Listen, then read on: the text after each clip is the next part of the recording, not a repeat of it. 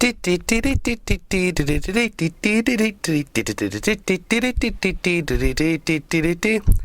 everyone and welcome to another episode of BitNote. We are on location at the Science Gallery in Trinity College Dublin, just off of Pearse Street, and we will be looking at Game, The Future of Play exhibition. So Game, The Future of Play, is an exhibition that's currently located in the Science Gallery on Pearse Street in the centre of Dublin. It deals with game technology, and I should let you know I'm a little late with this whole episode reporting on it because it finishes up on the 20th of January 2013. So by the time this episode broadcasts, you have less than 2 weeks if you want to check out this exhibition. So I'd suggest you hurry. So what exactly is this exhibition about? Well, right here I've got Vicky Twomey-Lee, who is the game researcher for this exhibition, and I'll be talking to her about this exhibition and what the whole idea is. So, hey again, Vicky. Thank you for letting me join you and showing you around and talk about this exhibition here at the Science Gallery. Of course, I've interviewed you a little before in a previous episode. Yeah, a little thing called Gamecraft, I think. Gamecraft was a lot of fun with all us making the games. So obviously, with a title like Game, The Future of Play, we're thinking about video games. But what exactly was the main goal behind this exhibition? So that whole area, the arts, is just as important as the whole tech side, as the science side, the engineering side. So the whole goal of this was get the young people into the gallery and exhibition, get them interacting and realize how fun it is. It's not just, a lot of the exhibitions here is not just digital as well. So getting the whole concept of play and get them understanding about the design of games and also the behind the scenes. So all this is to entice young people as well as people who are studying, right up to professionals who come in. But I mean, like, a lot of kids do play a lot of games, though. It's very popular. They're interested in games, but would they go into the whole area of games?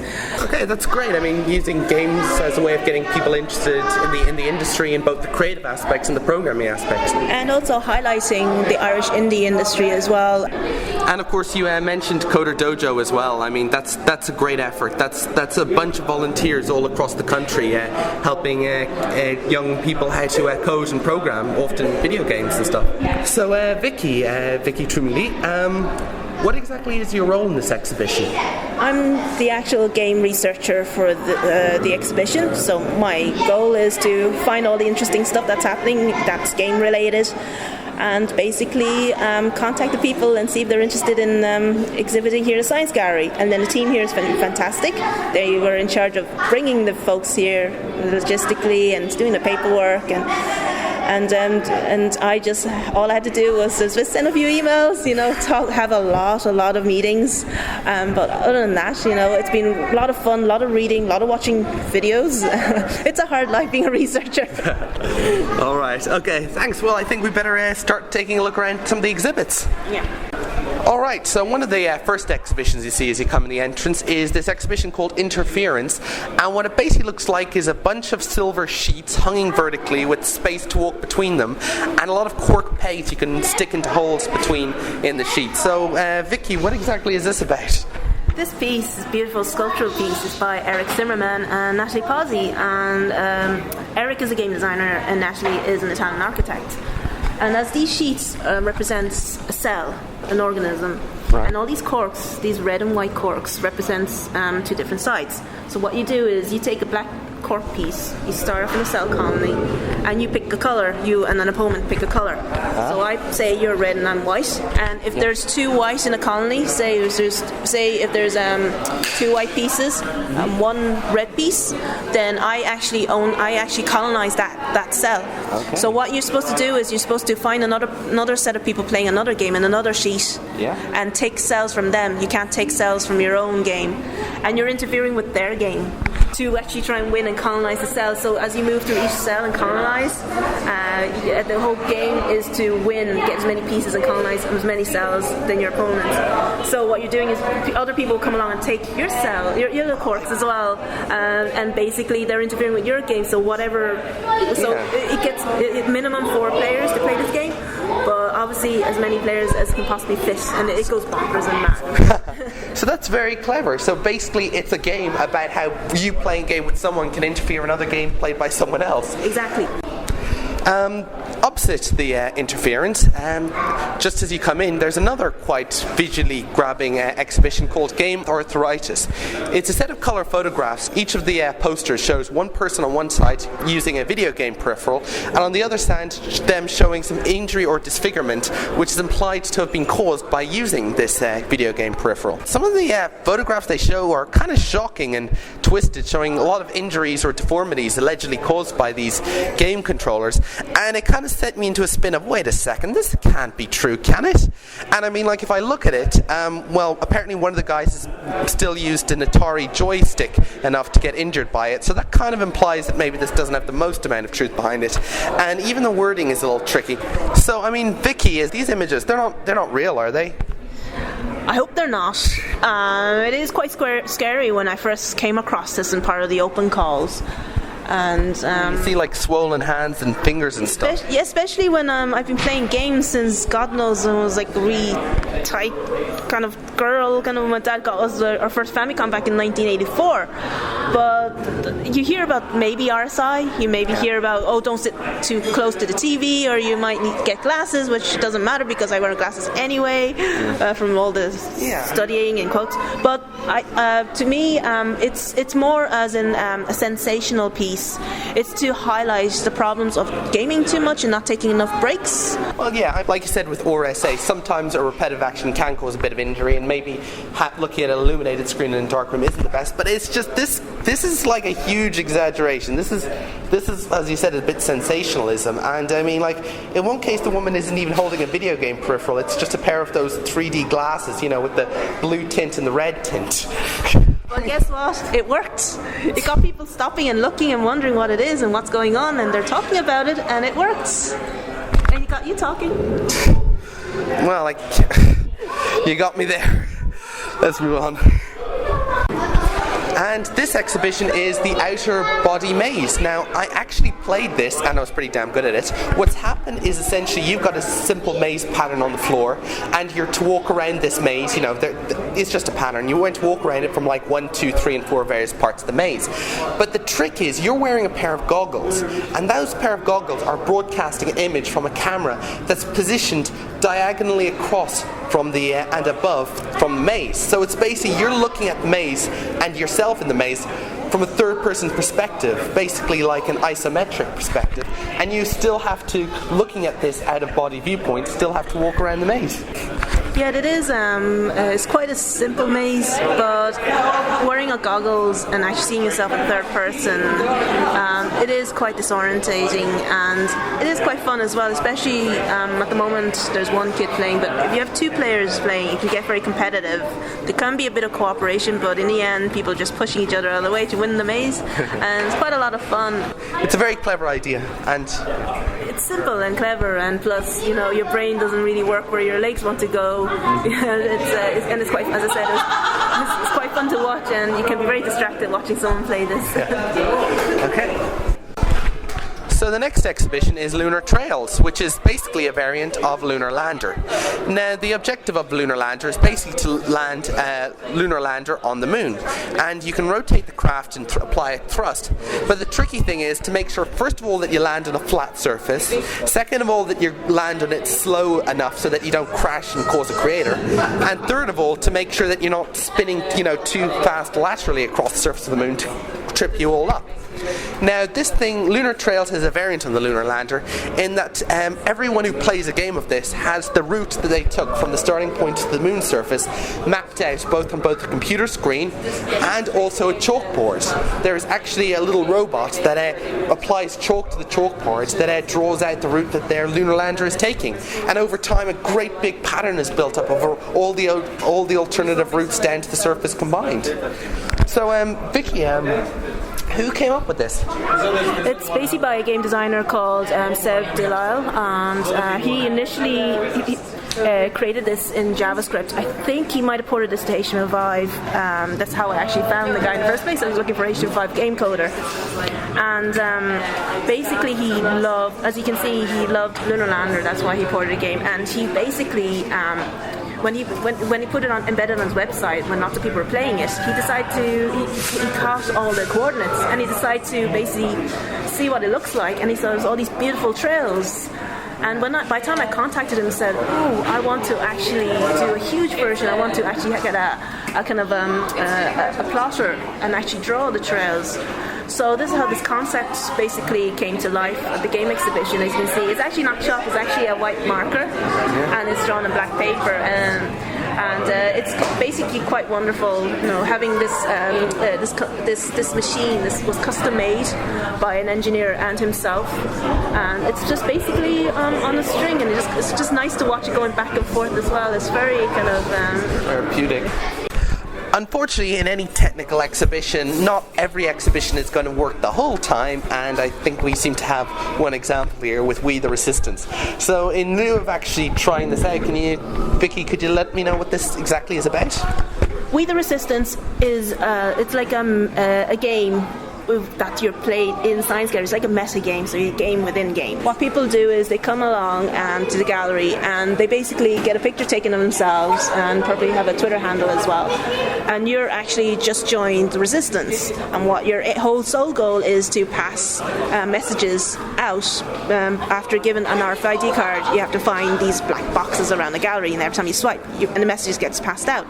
So it's not as simple as it seems, because there are people called watchmen, which are actually the mediators dressed in black t-shirts around the gallery. They might be guarding, or you might try to get them to show you where these boxes are, and if they catch you, they'll negate your message. They'll take, so every time you pass a message out, or every time you get caught, it gets sent to a display here down in the Science Gallery, so you can say, you passed the message out, or you've been caught. And there's about 3 or 4 of them around the gallery, and their positions change a couple of times, so they're never in the same place. So you could be under a table, it could be anywhere. So you get people, if you see people, upside down somewhere, they're looking for something, and that's the reason why. And another broken exhibition, unfortunately. I recall the art for this. It showed a baby and a gigantic robot with a great fist coming out of it. What exactly is it?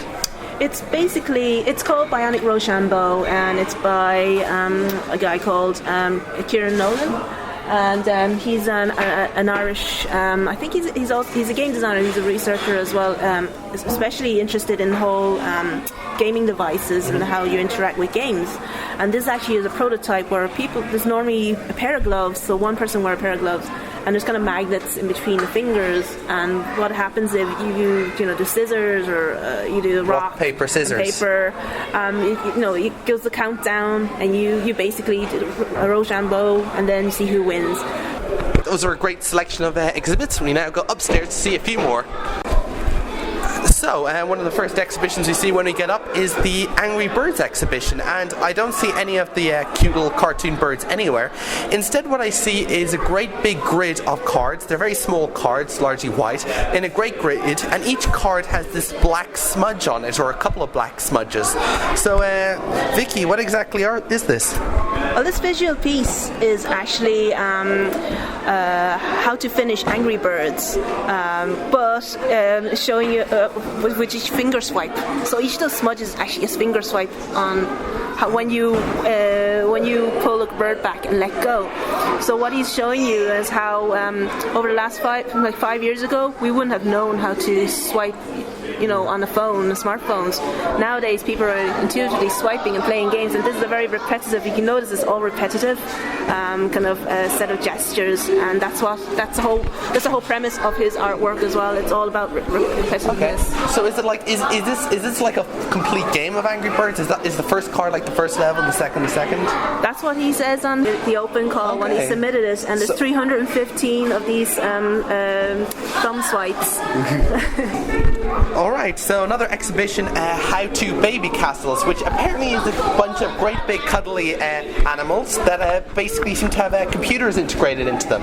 And it was all the integration was sort of like done by a bunch of game developers, right? Well, game developers or enthusiasts or people who love playing indie games and just wondering what you mean by ripping a bear apart and using a load of duct tape and maybe some sewing involved and embedding a machine and make a bear arcade. exhibition. Why not be curious about that? I was involved in it as well. I just thought, oh yeah, let's try this, and I managed to do my first solder. Got to rip apart a bear innards, and also mess around with a netbook. Cool. And it's fun.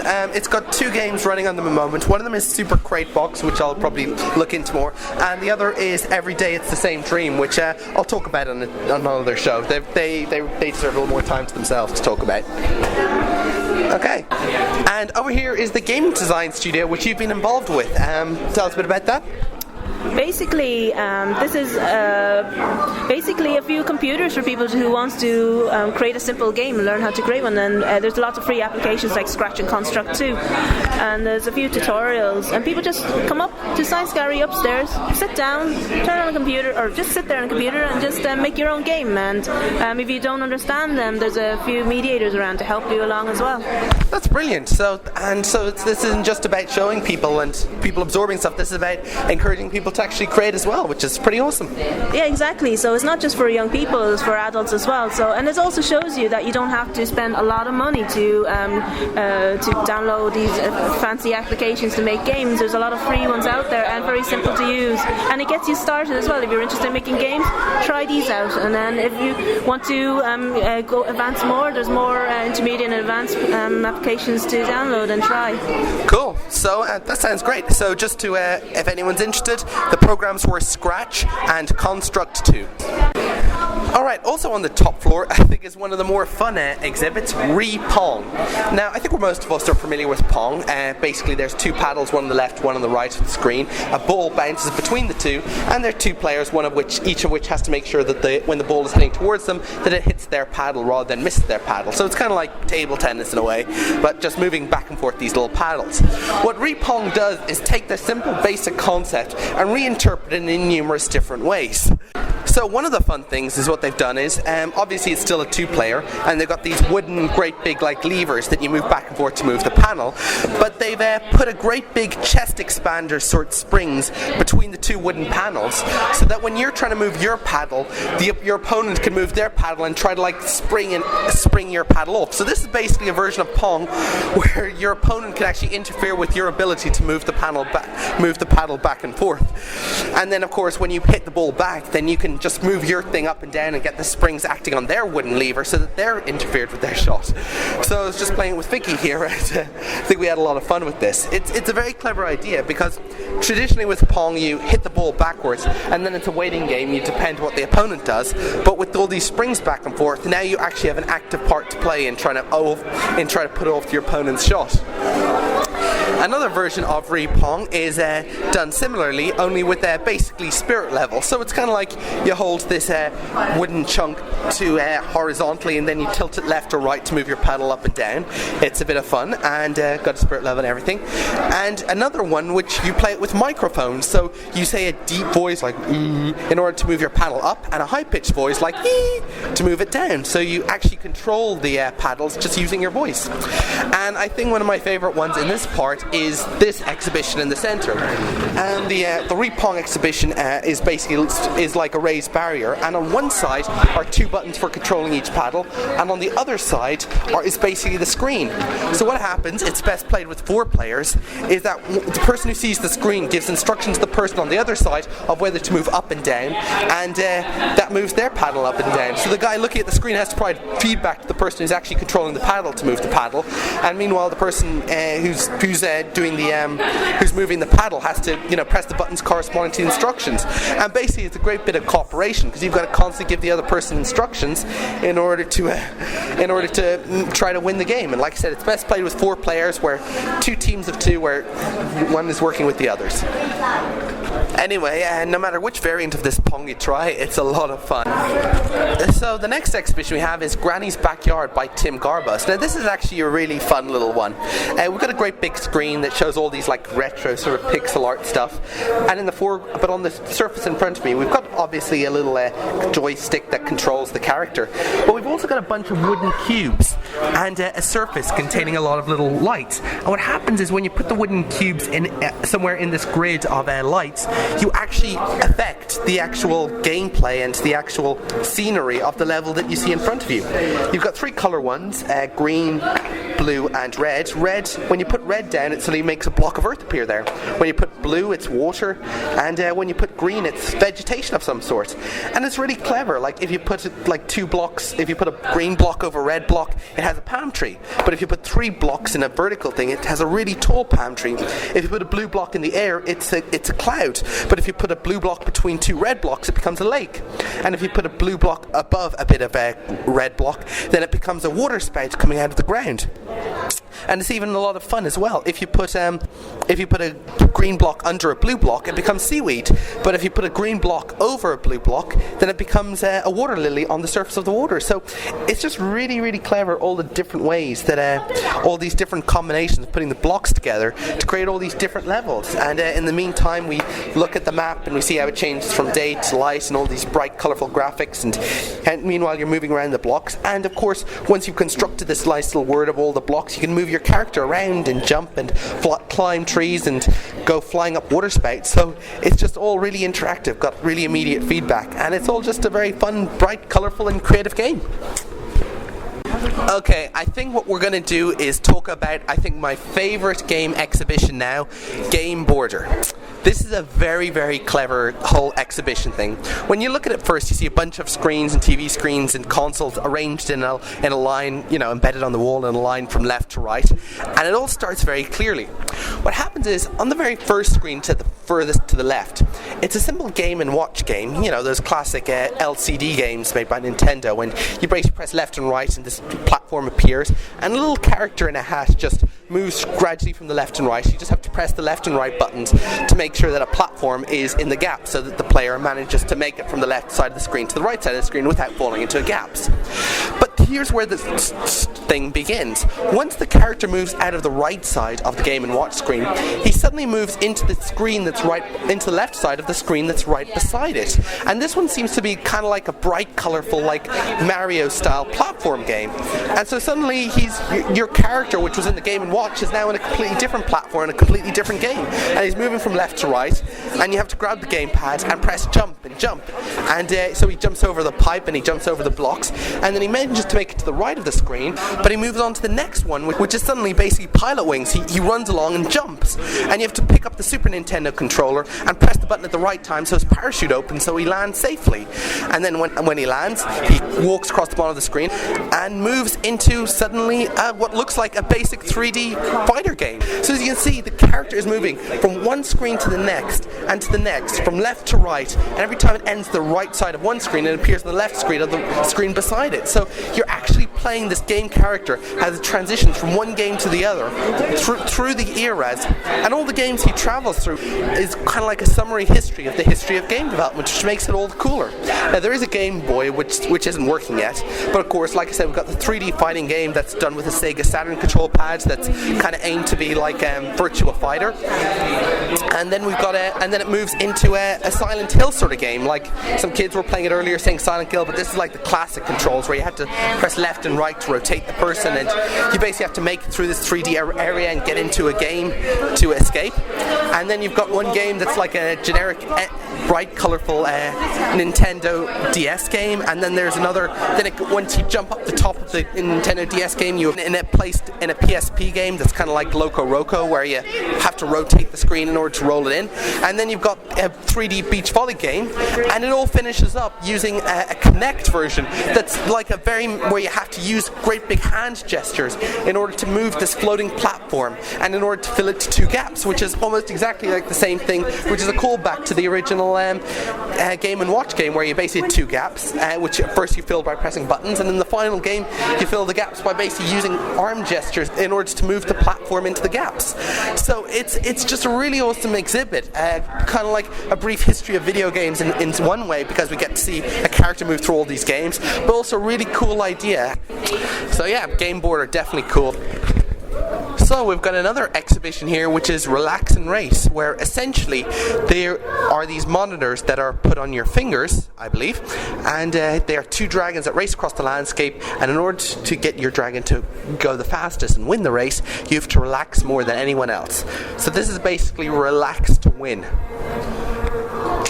Kind of fun idea. I tried it earlier and I didn't do too badly, but it's always tricky because if you're falling behind, you get stressed and go, no, I'm falling behind. Then you stress, and of course that makes you relax less, so you lose more. And corollary, if you're relaxed enough that you start winning, you suddenly get excited and going, yes, I'm winning. But then of course that is excitement, which is less relaxed, so you start losing again. So it really is quite a challenge in order to keep your dragon ahead and in the lead. But some people obviously are better at it than others, and I think the idea is that, like with games like this, you'll be able to train yourself to relax more on command, and the more you get better at relaxing, the more calmer you'll be and better able to deal with the world around you. The next exhibition is pretty cool as well. Basically, we've got this great big scary ogre standing around, and the idea is if you stand in front of the X in front of it, it'll actually pick up your movements and it'll basically mirror your actions, which is cool. But the real focus is meant to be on basic physics simulation.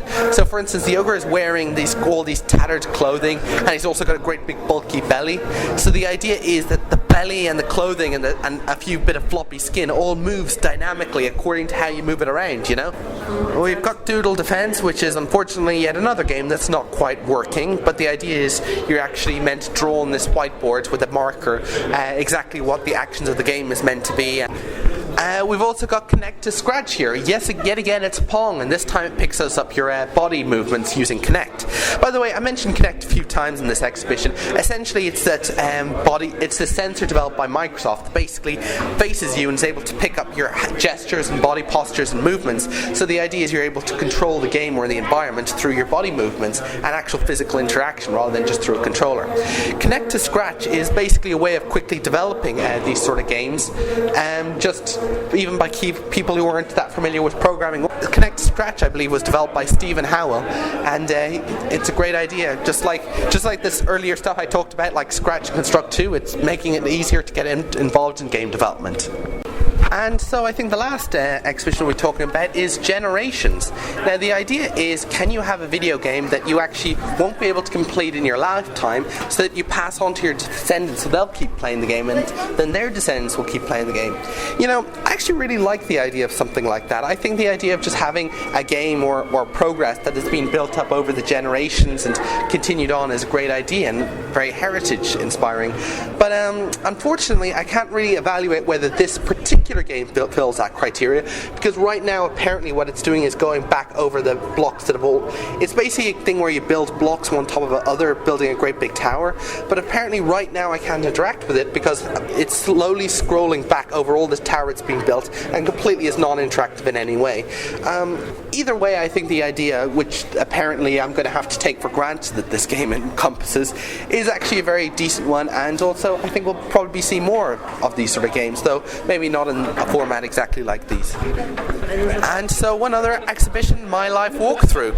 Essentially, My Life Walkthrough is like a digital version of My Life books, which is often done in nursing homes. The idea is that because with people with dementia or other mental conditions, they might be able to remember their early life pretty well, but not recent stuff. So with the idea with the life book or this digital version is to help them, build up, an autobiography of their life in order to help them remember what their whole life is. So this is a great example of a video game being used to actually really help people, to actually, challenge them and help them in remembering stuff and understanding the world a lot better and helping them remember things better. And that's always a great idea. So, as we're heading out, I think that's been a great trip to Game the Future of Play exhibition. Yeah, I'm glad you enjoyed it. It was definitely nice to be able to play all the games again, and given that I'm actually now a participant instead of an actual researcher and working with Science Gallery. So it was nice to be able to play with someone else instead of just me and the Science Gallery staff. Yeah, indeed it is. It's just, it provides so many different ways of thinking about games. and shows so many different ways games are being used, and a lot of things that are just plain fun. So it's a really great exhibition. I hope that the game exhibition has achieved that, and I hope you really enjoyed the couple hours we had there, because definitely 2 hours mightn't be enough at all if you want to thoroughly play with all the exhibits, and bring a few friends as well, because and also you don't understand something, there's a staff here happy to help and explain everything as well, so do come along, and it's only for a couple of more weeks, so if not, if they're touring, go check it out in other cities as well. Okay. And just a reminder, the game exhibition ends on the 20th of January 2013, which is basically about 2 weeks from broadcast date. It's the Science Gallery, Pierce Street in central Dublin. If you picked up this episode in the future and the game has already ended before you even listened to this episode, then I'm really, really sorry. But I hope that by listening to the show you got some glimpse of what this exhibition was like, and maybe you'll see some other implementations of some of these exhibitions somewhere in the world in the future. Well, Vicky Twomey-Lee, it's been a pleasure with you. Thank you very much. It's my pleasure, thank you. Well, thank you, and this has been BitNote with David Collins. Thank you for listening.